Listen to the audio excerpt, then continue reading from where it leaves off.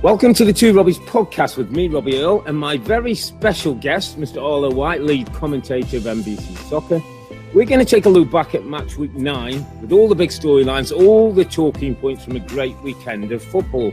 So we're going to look at Liverpool's 3-0 dismantling of Leicester City at Anfield, Jose beating Pep, as Spurs won 2-0 over Manchester City. In the words of Frank Lampard, Chelsea's most professional performance against Newcastle United. What do we make of Manchester United? They won, but...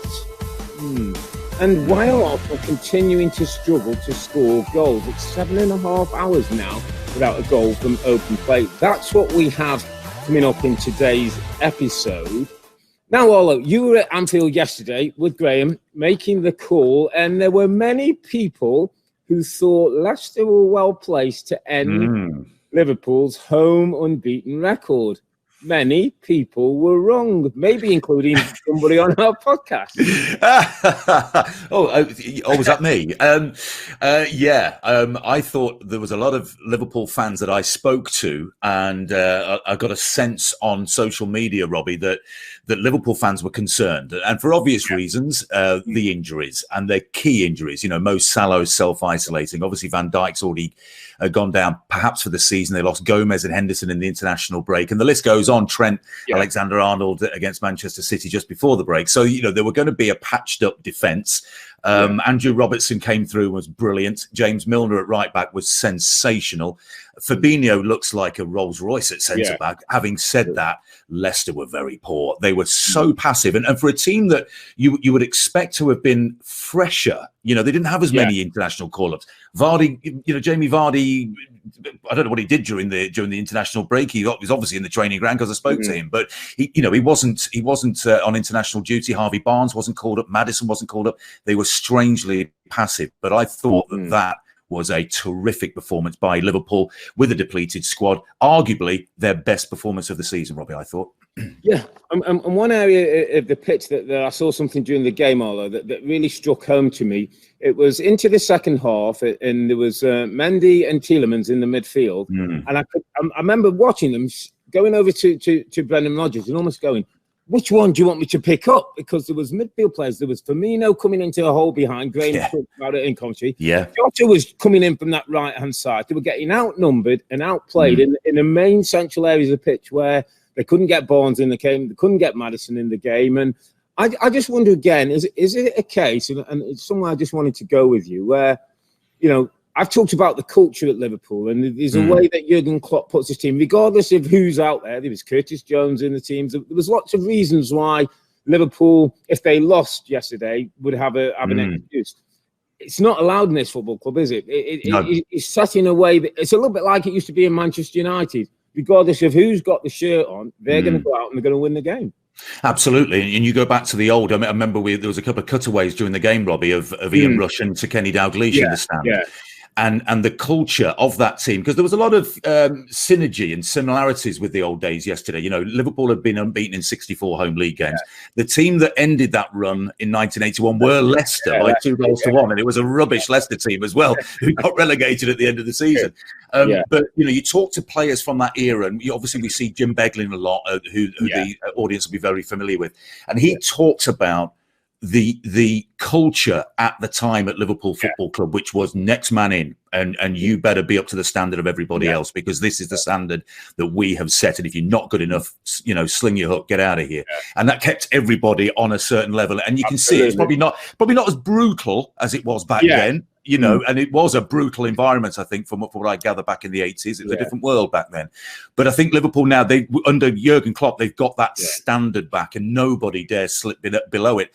And like you say, Curtis Jones coming in, I mean, he was made captain last season, wasn't he, for an FA Cup at the age of 19.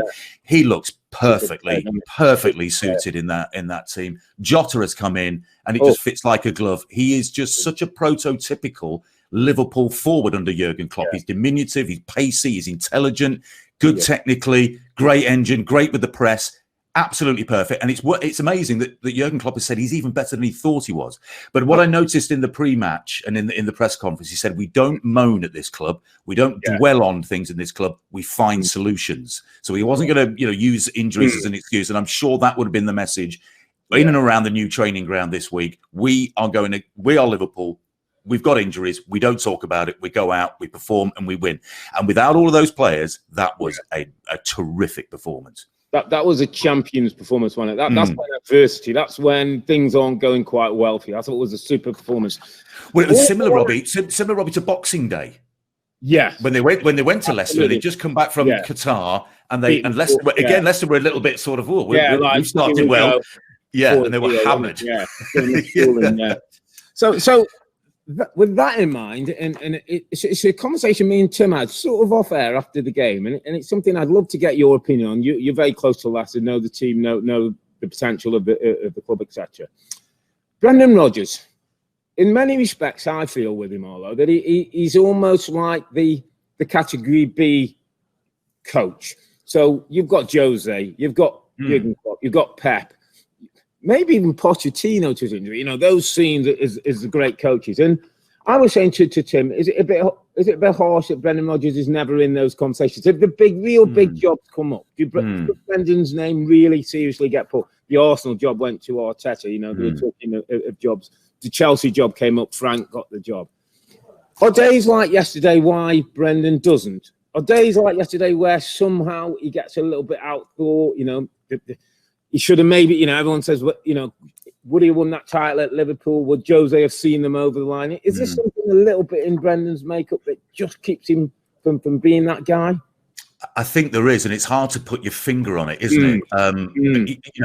If he goes on in the way that he is at Leicester, then, and I know Jamie Carragher wrote an article over the weekend saying that he can see him perhaps being at Arsenal or Chelsea. Obviously, Man United is difficult with his Liverpool links. It's very hard to see him going back to Liverpool. But he talks about him in those sort of glowing terms. And of course, Jamie Carragher, is our Sky Sports colleague, has played for Brendan for a season, hasn't he, at Liverpool? And look, when he was at Liverpool, and we talked about it on the call yesterday, Robbie, the 2013-14 season, when he worked out that system to get the best out of Suarez and Sterling, Sturridge, Coutinho, were it not for Henderson's red card, his red card against Man City, maybe they would have seen it through. But they were playing some exhilarating football, intoxicating football. And as good as anything, I think, when they're in their pomp in that middle part of the season, as anything that's been produced under Jurgen Klopp, but obviously consistency was an issue. He did go to City and win 5-2. He went to Leeds and won 4-1, went to Arsenal and won. Sometimes I just wonder whether he overthinks it. I agree. And we went to City last year, and then once the system had been set, and Riyad Mahrez was having Ben Chilwell on toast, and he was stuck to the sideline, and he didn't provide any help. And Pep had designed this system whereby they bypass Ndidi because he realised he just wins everything in the middle. So we'll bypass him, go all the way over straight away to Mahrez, and he can then have a run at Chilwell, who's playing quite narrow. So instead of bringing Harvey Barnes back to help out or in dropping Ndidi in between the centre-backs, he just stuck with the plan, and they just got roasted. They got roasted. So I just wonder whether sometimes he wants to make a point that he's a great coach and overthinks it sometimes. And I think yesterday might have been an example. And no better example than in the warm-up. They were warming up with a four at the back. Which I thought was odd, because why would you play Fofana at right back, who's a centre-back? And why would you play Fuchs, who's a left-back at centre-back? It didn't make any sense. So I don't know whether he was kind of just, I don't know. Maybe overthinking it. But as you say, overthinking. And I tell you what, and you make a really good point there. Sometimes as a player, you almost sense Gaffer's a bit nervous this weekend. You pick little things up because of how he is. We've got to do this is changing, that's changing this. Instead of it doesn't quite feel normal. And I just wonder with Brendan, it's such a shame because I think he's a really talented coach, but just seems to be something right there that stops him winning. Let's move it on to another big game. You call this one as well. You had a great weekend at Tottenham, Manchester City, Jose versus Pep. And listen, two coaches who go about their business in very different ways and want to win in very different ways. And I'd have to say, I thought Jose put the handcuffs on Manchester City. I thought his Tottenham team were excellent, went top of the table. Was this a statement? Was this a little bit of a warning to the rest of the league? That Jose's he's back?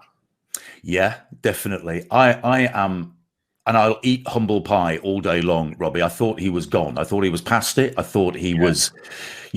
obviously he is a magnificent manager with a great track record, but I just got the sense that the game was passing him by a little bit. But he's almost dragging the game back to himself at the moment. And You know, I was thinking during the game, it feels a bit like the planets are aligning to suit Jose Mourinho this season. Second season at Tottenham.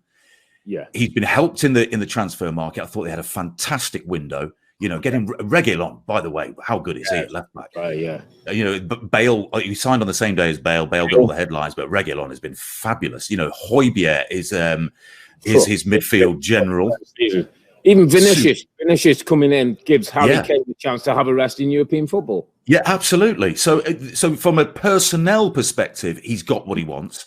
Yeah. And then, you know, it's not as if you can level at Jose that, oh my God, he parks the bus all the time, because he hasn't. They've scored 7 in a game this season. They went to Old Trafford and scored 6. They've scored 5 at Southampton. So it's not as he's taken the brakes off quite a few times. Sure. Yeah. When it you know, the situation dictated, he did park the bus, and it was a classic Jose performance against a team like Manchester City. So fair play to Jose. And I just thought during the game, Rob, that in this season when everyone's going to be very tired, there's going to be lots of injuries. The least amount of energy you can expel in each game, particularly big games, and preserve yourself, preserve your fitness. Yeah. Jose, and I'll never forget it. He wrote in a program notes once, the easiest thing in football is to win 1-0. He can do that all day. So he can grind. And by the way, Spurs fans don't care how they play right now. They want to win something. If they win And at the end, you could see like they are getting nastier. They were like this, you know, instead of like big beaming smiles, it was like chest bumps and all that. And they're up for the battle. And it just seems to me that the planets are aligned for Jose. It doesn't mean they're going to win it, because I think Liverpool are the best team by far in the league at the moment. But they've got injuries and they've got a lot of games. So Spurs are going to be up there without a shadow of a doubt. It's really interesting. And again, you and Graham picked up on it, and we did a little piece in the studio. The Højbjerg and Sissoko sitting in front and at times dropping in and making the 6, and say, but conserving energy. And I tell you what also happened, though, because of that, Arlo, when they did go and set a trigger and break out, they had good opportunities on the counter-attack. They had 2 or 3 people ahead of Harry's coming a bit deeper, Son's going on, Bergwijn was going on, and Dombele, who's starting to look like a player, is going on. And Jose's got a little something going. You said it there, Robbie. It's a trigger, isn't it? So, I mean, I spoke to Harry. I did an Inside the Mind with Harry the other week, and he said, I said, you know, you're picking the ball up. He said, I've always done that. He said, the difference is, as soon as I get it, they fly off, and you can see them. They go off like Lo Celso, Son, Bergwijn. It's brilliant to watch. And he is, by the way, what a passer of the football Harry Kane is. So, than we thought, didn't he? Couple of things I just want to go across it. Next 6 games for Tottenham: Chelsea, Arsenal, Palace, Liverpool, Leicester, Wolves. I think that takes us to somewhere around about Boxing Day. If they're sitting up there by then, special Jose kicks into gear, by the way. Yeah. Jose comes into his own. Yeah. That's like now the next 6-7 games, I think, for him. Massively. And they'll have some Europa League trips in between, won't they, as well? And quarter-final in the EFL Cup as well. Yes. Goodness me, it's busy, isn't it? By the way, he'll want to win. He's always valued. He's always valued the League Cup. Yeah. It's a trophy. It's a trophy. However long, he'll put one in the bag. Yeah. So for a team that hasn't won a cup in 13 years, Robbie, the League Cup, they'll take it. And it gets you off to a great start. He did it at Chelsea a couple of times. Early on in his reign, wins a trophy, off and running. One more Chelsea Spurs line just before a quick line on Man City. I want to ask you, and I had this conversation again yesterday with Tim, and I thought, when I get Arlo tomorrow, what's Mr. Dele Alli sitting at home thinking? His team at top of the table. They're looking back like a team. He was once one of the starting names on the team sheet. Can he come back? Can he not? I was saying, if I'm Dele Alli right now, I knock on his door and say, Gaff, I've made a huge mistake. What do I need to do to get back in?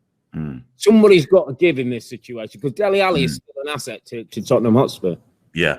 I think in this situation, have you ever seen the movie Full Metal Jacket, when the Sergeant Major breaks them all and then builds them all back up again? And Dele Alli's having none of it, but eventually he's going to have to be broken in or go, because there's only one gaffer, and it's Jose Mourinho, and he's now got the results to back it up. It's really interesting that Davinson Sanchez and Harry Winks have not appeared in the Premier League since they gave up the 3-goal lead against West Ham United. Winks came on as a late substitute when it was 3-0 to close out the game. Yeah, it's failed spectacularly. So, you get on the bad side of Jose.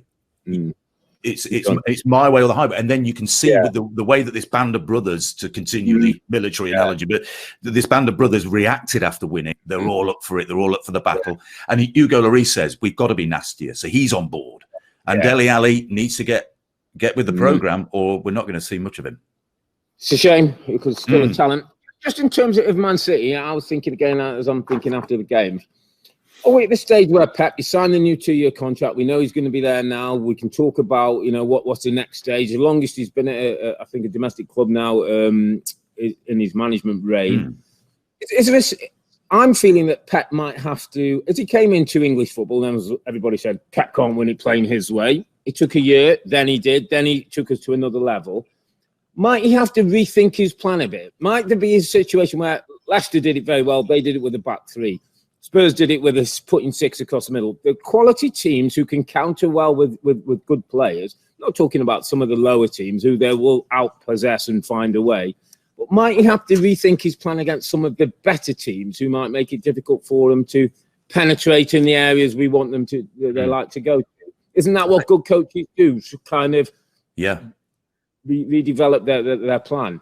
Yeah, it's hard to say about Pep because he's a genius and he's bent the entire will of world football to himself, hasn't he? With the way that he plays the game, and goalkeepers being extra outfield players, etc. And it sounds cringeworthy a little bit basic to say, but is there a plan B? When a team is 6 at the back, it's just they continue to play in the same way. Now, he doesn't like shooting from distance, for example, and they did do a little bit of that. Didn't get lucky. You get a deflection, maybe you get a scruffy goal of some kind. It's like every goal's got to be absolutely perfect, and the football has been sensational. I'm not sold on Rodri yet. I know he's been talking him up a lot, but he is not as dynamic as Fernandinho was, who's 35 now. They don't seem to press with as much urgency and win the ball as high up as they once did. I think he's realised that not every defender has to be a beautiful ball playing. So Diaz has come in to be a bit more, but they're conceding goals and they're not scoring goals. That's the most remarkable thing.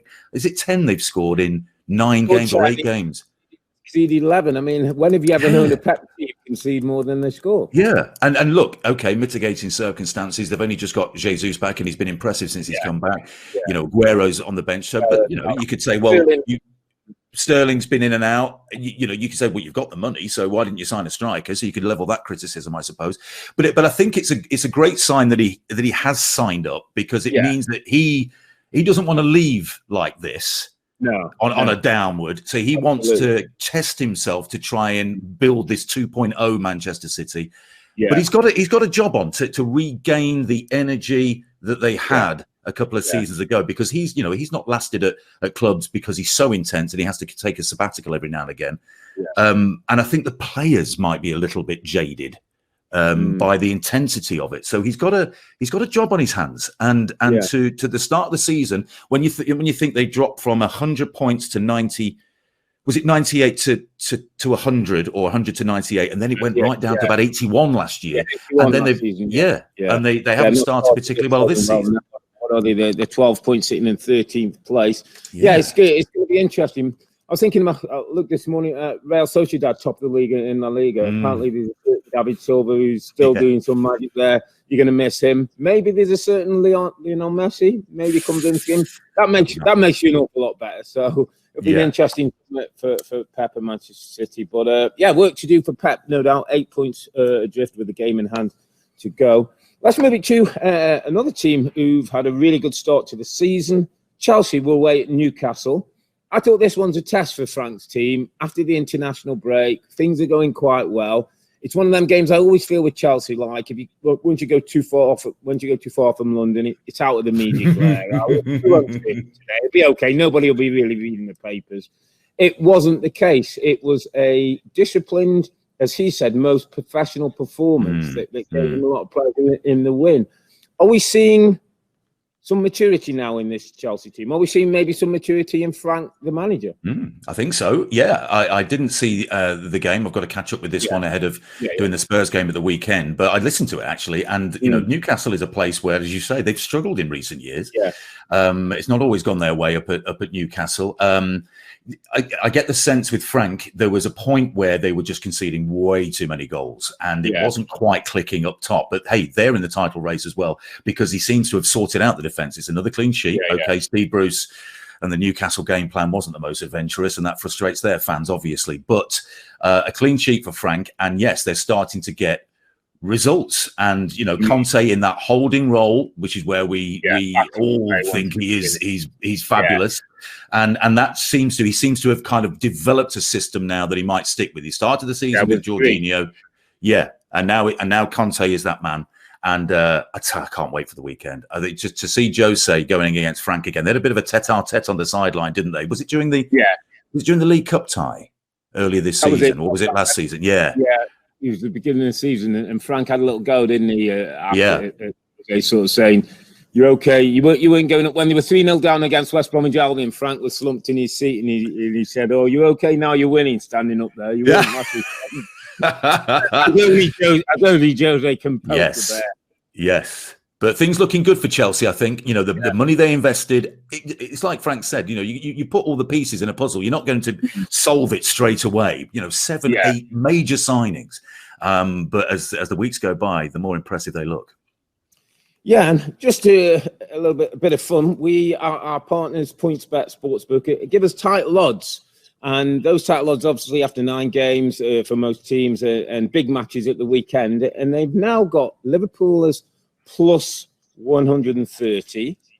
Manchester City, second favourite, still at plus 275, despite being in the bottom half of the table. Chelsea now plus 500. So in old money, that's 5-1. Spurs plus 500. Leicester City are plus 3,300. So not the 5,000 to 1 that they were. So 33 to 1. I'm glad you translated that to 5 to 1. I can understand that. I don't understand the bigger numbers, but 33 to 1 down from 5,000 to 1. I'll get on that. Leicester City, Manchester United, they're 33 to 1. Arsenal 80, so 8,000 plus 8,000, and Everton plus 8,000 too. So odds changing daily and weekly depending on results. You talked about the game at the weekend, Chelsea versus Tottenham. Can Jose go and do a similar job on Chelsea as he did with Manchester City, or Chelsea? Do Chelsea have maybe a little bit more in the locker right now? Possibly, yeah. I think he can go there and do a similar sort of job. We'll have to see what sort of team he puts out. But they are on a roll, and they don't. I don't think Spurs fear going to Chelsea as much as they used to.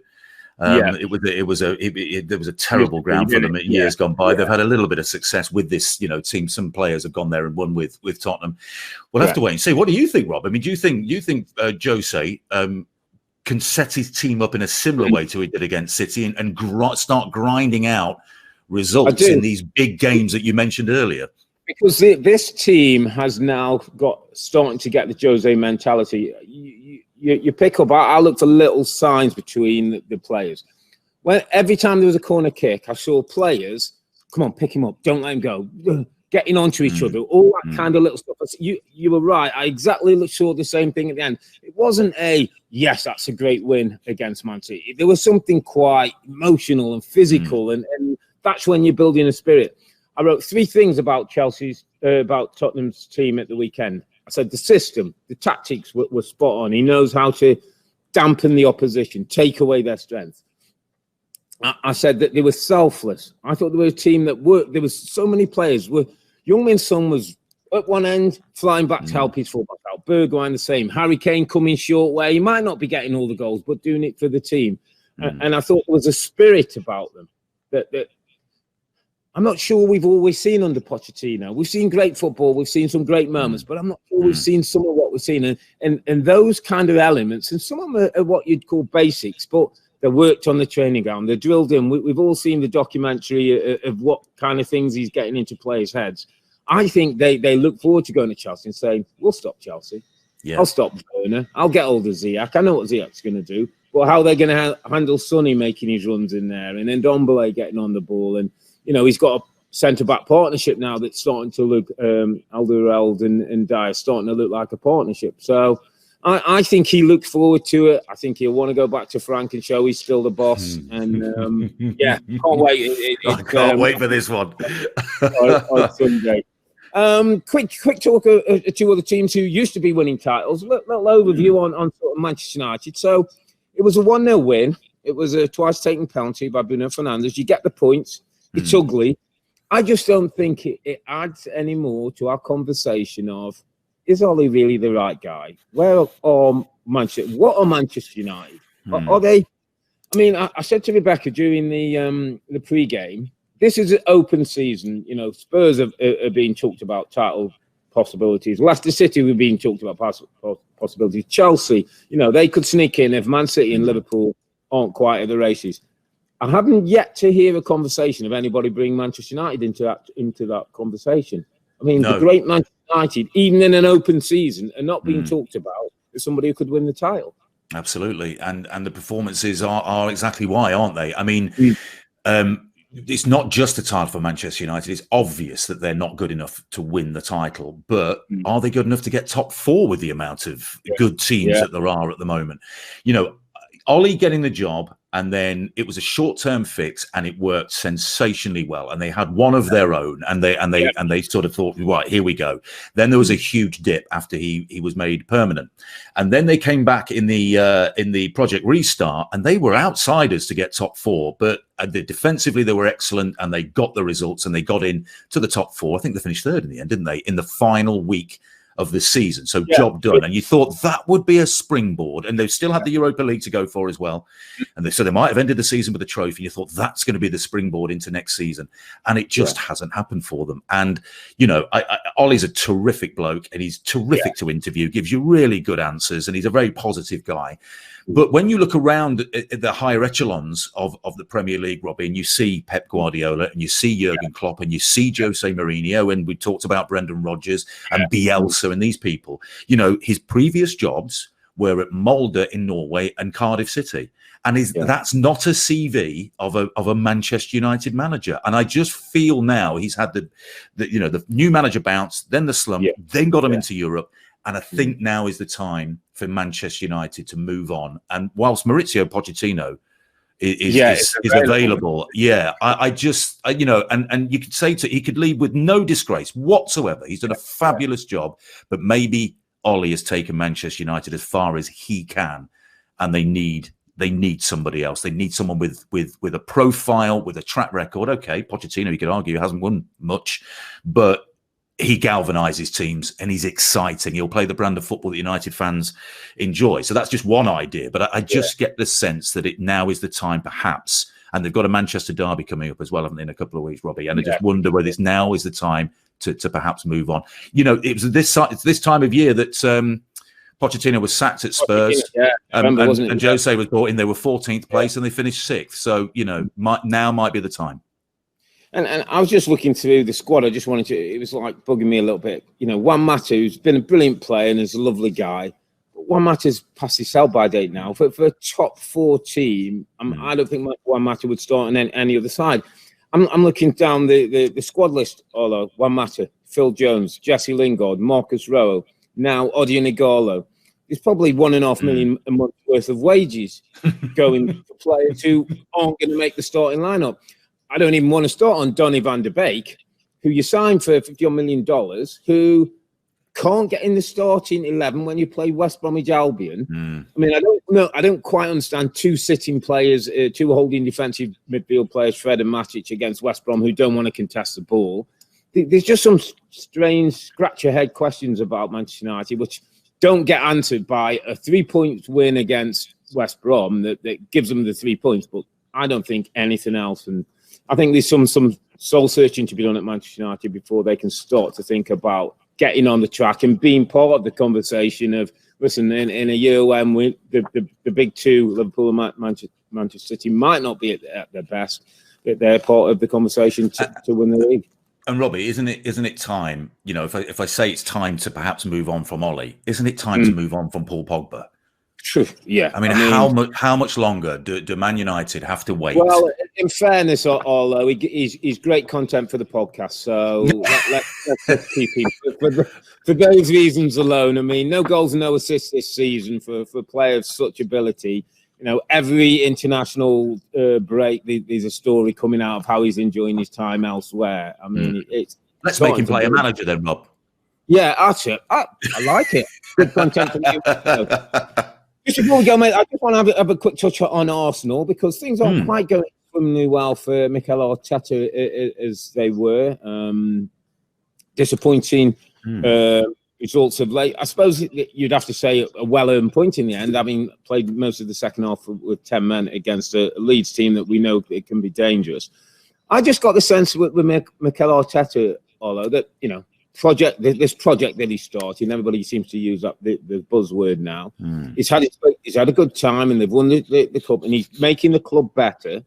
But he's now getting down to the real nitty-gritty of management. He's having to deal with other things, the little bit of spats in training, the Willian going off to Dubai, the team not playing well, the indiscipline of Pepe. That's Premier League management. It's not just about winning games and everything going well. And this is part of his learning that's hopefully going to set him in good stead to becoming a great manager of the future. He was furious, Robbie, wasn't he, after the game? I noticed I was on the gantry at Anfield watching his post-match with you, Rebecca and Tim, and I think the interviewer said, "What did you think of the Pepe red card?" He said, "It's unacceptable." And then he said, "Well, have you spoken to him?" He said, "Yeah." He said, "Well, what did you say?" He said, "It's unacceptable." And he was. I mean, it was just, and for a player, Pepe, record signing, who's been complaining about not getting enough minutes and not playing enough to do something like that, gone for 3 games, lost his manager's trust. I mean, it was just ridiculous. Aubameyang, since he signed his contract before the Leeds game, had 10 shots all season. Obviously Ozil is yesterday's man, but he's still earning a lot of money. And I thought coming into the season, similar to Manchester United, that Arsenal had regained the sort of the first place in North London from Tottenham. And in a short space of time, it's gone the other way again. It's Arsenal who seem a little bit, like you say, with the training ground spats. I mean, you tell me, Rob. I mean, those sort of things happen a lot. They happen all the time. But it's just when things like this happen, I think the Willian to Dubai looks a little bit ill-disciplined. The Pepe that looks ill-disciplined. And Mikel might just have to grab hold of it again and almost go, come down on a few people hard, let people understand that, this isn't like a free-for-all. He's got to manage. And listen, Mikel's had a great time as an assistant at Manchester City. He had a great time since he's gone at Arsenal. He's got to go through some bad times as well and learn how to manage and coach his way out of those. And I think he will. I think he's got a steely side. But unfortunately for Arsenal, it might mean that things aren't quite going as well on the pitch as they would like. Thomas Partey is a huge loss in the middle of the park. It's already shown what a difference he makes in there. And I think, Bukayo Saka came on about half an hour in the game and looked like their liveliest player. Then we're not injured.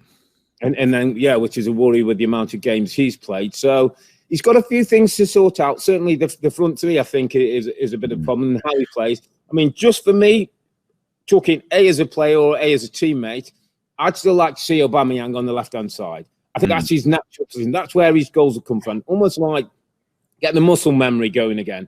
Balls out to him. I do training drills with him, Arlo, where there'd be nobody in goal. I'd fire balls out. I'd have a couple of mannequins. He'd drop his shoulder, bend it in. Drop his shoulder, bend it in with his right foot. The things he's done, get him used back to doing the things that he does, because that's what happens with strikers. It can come and go as quickly as you're turning on and off a water tap. And you mentioned discipline as well, Robbie. And I think with the issue with the spat at the training ground, who was it? Ceballos and David Luiz. I don't think that is necessarily the problem. I think it's the fact that it got out is one of the problems. And it's like, what do they say? Loose lips sink ships. And I think it goes into the discipline. Are we in this together or are we not? Have we got a sort of a mole in the camp who's friends with a journalist or whatever? We've all got to be singing from the same hymn sheet here. So I reckon that'll be the message on the training ground. And like you say, he's got to come down on like a ton of bricks. Yeah, absolutely. Quick word on Bielsa and Leeds. I mean, never changed for me. Marcelo and Bielsa never change. I mean, Leeds have come in. I was so looking forward to Leeds coming in, and I've been so pleased with what they've done and how they do it. And yes, they might have to just tighten up a little bit on the counter-attacks and how they maybe get exposed, but do what you do, Marcelo. It's so refreshing. I was listening because we cover a lot of miles on the motorway. Yeah. And I had the radio on the other day, and I think it was after they lost to Leicester, maybe 4, or maybe no, Palace, when they'd lost at Palace. And there's a guy comes on, Leeds fan, he's got to go. Bielsa, he's got to go. It's taken us as far as it. I mean, you're like, are you serious? Yes. They've taken a couple of beatings, but they have been a breath of fresh air in the Premier League. They've been fabulous to watch. And by the way, look, I mean, how many times did they hit the woodwork yesterday? And, 3 times. Yeah, more poise in front of goal, and they could have had a comfortable victory against Arsenal yesterday. So, look, he's been absolutely sensational. There are not 46 games in the league season, only 38. So maybe they can last the course. Although they did last the course last year. The last 10 games, they were fantastic. Yeah. So they genuinely, those players would proverbially run through the brick wall for him. They love it. They don't mind the hard work, and it is, from all accounts, very hard to be a Bielsa player. All these tales of murder ball on the training ground and all this. You've got to be so fit and up for it all the time. But that means you see fantastic games, and all his players are on board.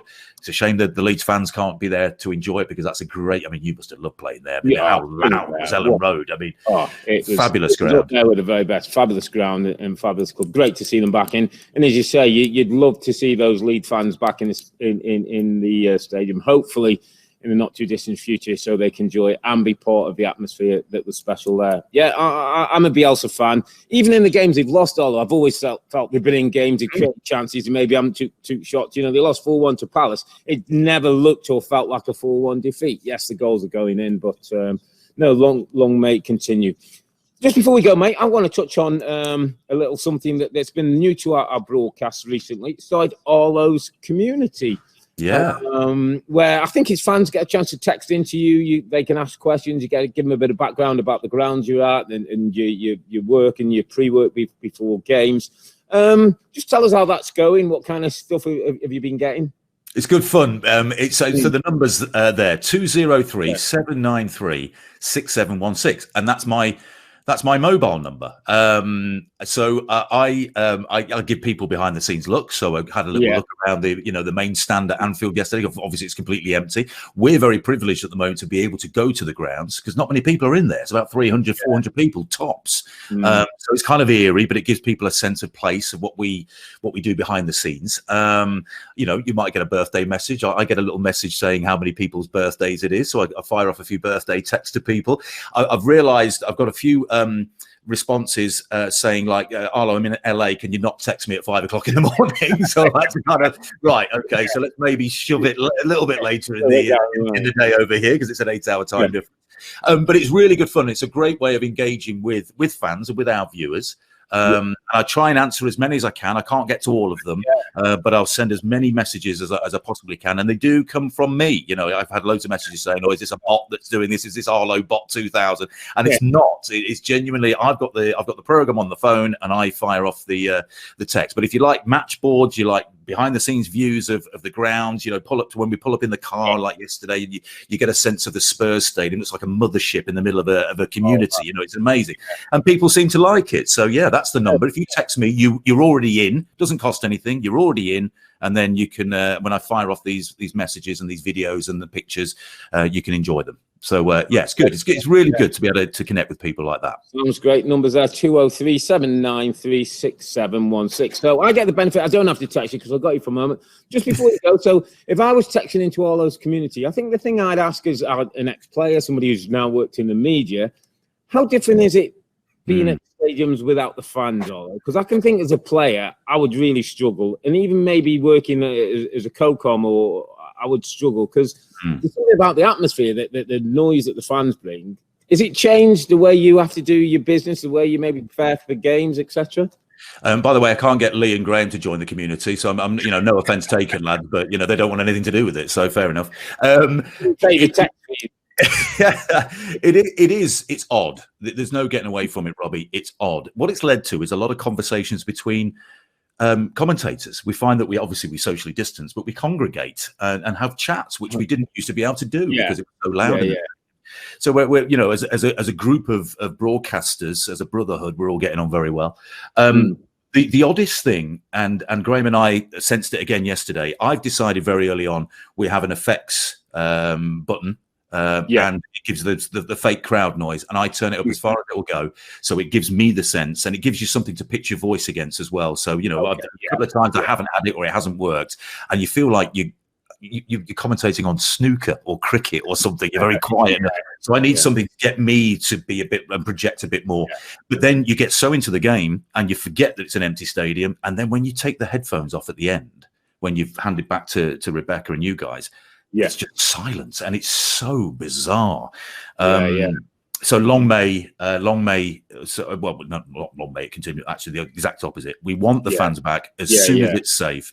I think the Premier League should be praised, and the players and the managers for the product that they're producing in very testing circumstances is excellent.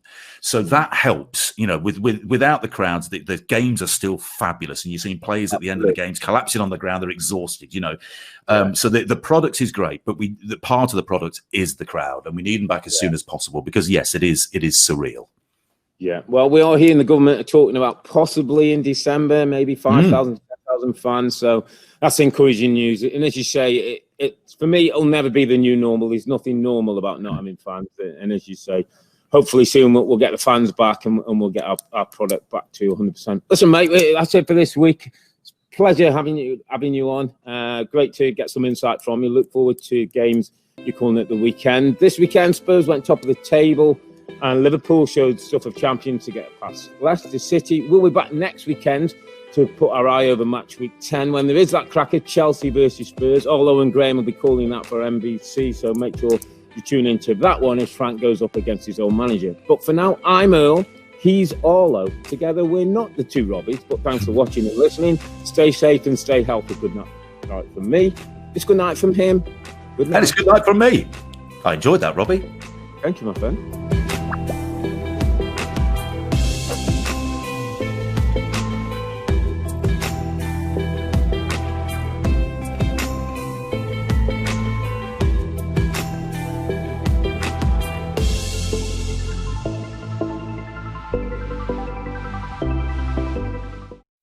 Hi there, I'm Rebecca Lowe. Make sure you subscribe to watch highlights all season long, and always join us every weekend at 7 a.m. on NBCSN for Premier League mornings. Plus, make sure you subscribe to Peacock Premium as well, where you can watch exclusively live 175 games and same-day on-demand replays of all 380 Premier League matches as well.